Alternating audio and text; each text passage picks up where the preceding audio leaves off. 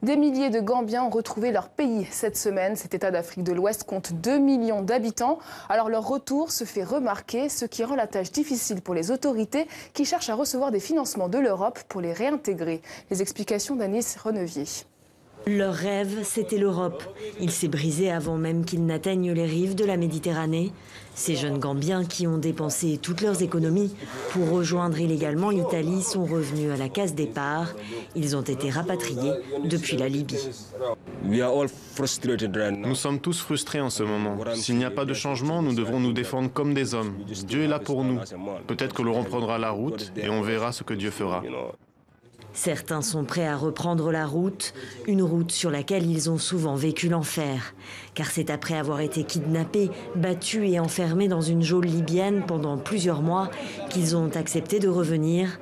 Un retour financé par l'Organisation internationale pour les migrations, l'OIM. L'an dernier, 2500 Gambiens ont été rapatriés depuis la Libye. Quand ils reviennent, ils reçoivent une aide à la réintégration de la part de l'organisation. En raison du très grand nombre de rapatriés et du nombre croissant d'avions de rapatriement, il est difficile de tous les suivre après leur retour.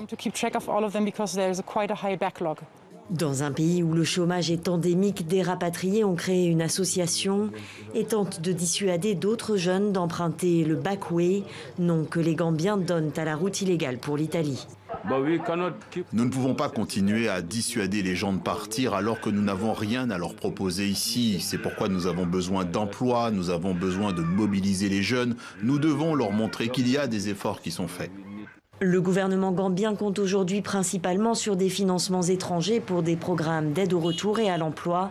Des programmes financés en majorité par l'Union européenne pour tenter d'endiguer le flux de migrants venant d'Afrique.